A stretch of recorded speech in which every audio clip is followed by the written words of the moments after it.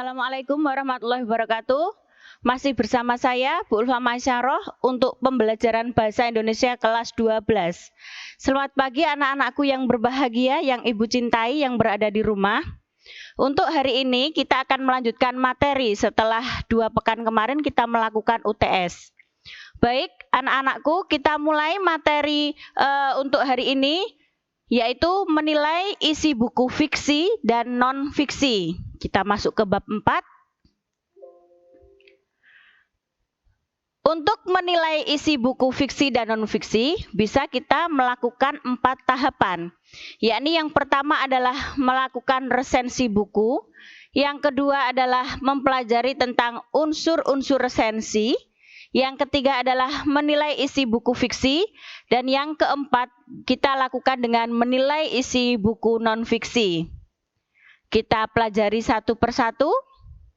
Yang pertama, untuk meresensi buku, nanti Ibu akan membahas mulai dari pengertian resensi, jenis resensi atau kita masukkan ke ranah buku, kemudian tujuan resensi dan manfaat resensi. Untuk pengertian resensi itu sendiri adalah suatu kegiatan penilaian terhadap sebuah karya milik orang lain. Ya, jadi kita menilai sebuah karya dari hasil orang lain. Kata resensi itu sendiri berasal dari bahasa Belanda, yakni resenti, yang berarti mengulas kembali. Sedangkan dalam Kamus Besar Bahasa Indonesia atau KBBI, resensi memiliki arti pertimbangan atau pembicaraan mengenai ulasan buku, film, dan drama. Sedangkan untuk jenis resensi, kategori ranah buku, kita bagi menjadi 3. Yang pertama adalah resensi buku novel fiksi, resensi buku novel non-fiksi, dan resensi buku pengetahuan. Sebelum kita lanjut ke pembahasan berikutnya, untuk resensi buku novel fiksi, yakni buku novel yang berisi tentang karangan imajinasi seseorang yang berdasarkan dari daya hayal seseorang itu. Sedangkan untuk resensi buku novel non-fiksi, yakni novel yang bersumber dari sebuah kenyataan atau peristiwa yang benar-benar terjadi yang dialami seorang tokoh yang kemudian dibukukan atau diceritakan dalam sebuah novel. Sedangkan untuk buku pengetahuan, bisa kita ambil misalnya tentang budidaya penanaman tanaman hidroponik atau mungkin pembudidayaan lele dan sebagainya. Baik, kita lanjutkan. Untuk tujuan resensi itu sendiri adalah memberikan penilaian terhadap karya sebuah buku, lalu diulas menjadi bahasan singkat dan jelas. Sedangkan target utama tujuan tersebut adalah memberikan informasi tentang buku tersebut kepada pembaca atau kepada masyarakat luas mengenai kelebihan maupun kekurangan dari isi buku itu, serta memberikan rekomendasi apakah buku tersebut memiliki manfaat lebih ataukah tidak untuk dibaca.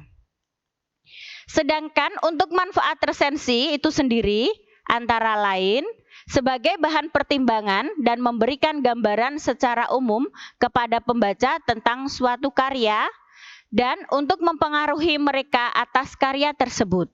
Yang kedua, mendapat uang imbalan serta buku-buku yang akan diresensi secara gratis dari penerbit buku apabila karya yang resensinya dimuat di koran atau di majalah. Yang ketiga, merupakan sarana dan media promosi buku, karena buku tersebut merupakan buku baru yang belum pernah diresensi oleh orang lain. Demikian, resensi merupakan media promosi untuk menarik perhatian pembaca. Dan manfaat resensi yang terakhir, yaitu pengembangan kreativitas, karena semakin sering menulis, maka kita akan semakin terlatih untuk lebih berinovasi dalam menulis. Hal ini dilakukan untuk dapat mengembangkan kreativitas yang kita miliki. Kita lanjutkan ke unsur-unsur resensi yang akan kita pelajari antara lain judul buku, identitas buku, pendahuluan, isi resensi, dan penutup resensi.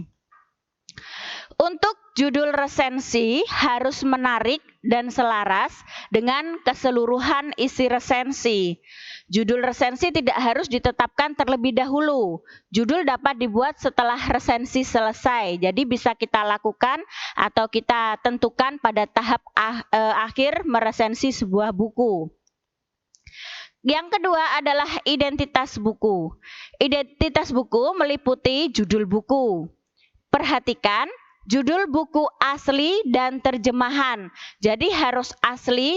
Apabila itu berasal dari buku mancanegara, maka buku tersebut identitasnya harus disesuaikan dengan judul aslinya, serta juga wajib kita terjemahkan. Selain judul buku, identitas buku terdiri dari penulis, penerbit, tahun terbit, serta tebal buku. Dan yang ketiga adalah pendahuluan. Pendahuluan resensi dapat dimulai dengan mengungkapkan kesan terhadap buku. Pendahuluan juga dapat dimulai dengan hal-hal berikut. Antara lain, yang pertama adalah memperkenalkan pengarang. Baik mulai dari tempat tinggal pengarang, kemudian kelahiran, dan sebagainya. Yang kedua adalah membandingkan buku dengan buku sejenis. Misalnya kita bandingkan antara novel fiksi harus sama dengan novel fiksi dan ceritanya atau tema tidak berbeda jauh. Saya ambil contoh, kita membandingkan buku novel fiksi yang berjudul Ayat-Ayat Cinta dengan novel fiksi yang berjudul Ketika Cinta Bertasbih. Itu tema dan judul tidak berbeda jauh, maka bisa kita lakukan perbandingan. Yang ketiga adalah kekhasan pengarang. Kekhasan pengarang di sini yang dimaksud bisa melalui logat. Logat menulis atau logat mengarangnya. Bisa juga karakter yang diambil dari tiap tokohnya yang mungkin memiliki kesamaan atau kemiripan. Seperti yang saya buat contoh tadi antara Ayat-Ayat Cinta dan Ketika Cinta Bertasbih. Di sini sedikit banyak ada penggunaan bahasa-bahasa yang merupakan kekhasan dari pengarang tersebut. Yang keempat adalah memaparkan keunikan buku. Memaparkan keunikan buku bisa melalui isi ceritanya atau dialek dari pengarangnya, atau misalnya menunjukkan keunikan tentang tempat atau latar dari novel tersebut. Yang keempat adalah isi resensi.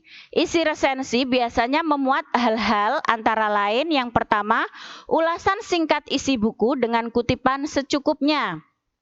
Yang kedua adalah keunggulan buku, entah dari isi cerita atau mungkin bisa kita lakukan keunggulan buku tersebut tentang manfaat apabila kita membaca buku tersebut. Dan kelemahan buku yang ketiga, keempat ada rumusan kerangka buku, dan kelima ada tinjauan bahasa. Bisa kita kategorikan bahasa itu mudah dipahami ataukah berbelit-belit. Ini merupakan hak dari seorang yang melakukan resensi, sehingga masyarakat luas akan mengetahui manfaat, keunggulan atau kelemahan dari buku tersebut. Sedangkan yang terakhir adalah penutupan resensi. Penutup resensi biasanya berisi buku itu penting atau tidaknya, untuk siapa dan mengapa. Selain itu, penutup resensi dapat juga berisi kelemahan buku. Sebagai contoh tentang novel tadi. Sasaran novel, misalnya novel Ayat-Ayat Cinta atau Ketika Cinta Bertasbih adalah untuk para remaja misalnya. Kenapa tidak untuk anak-anak? Karena ini tidak sesuai dengan masanya. Dan itu juga akan disampaikan alasan tentang manfaat dari buku tersebut. Sedangkan kelemahan juga bisa kita jabarkan dari mulai dari isi buku atau tema dari buku tersebut.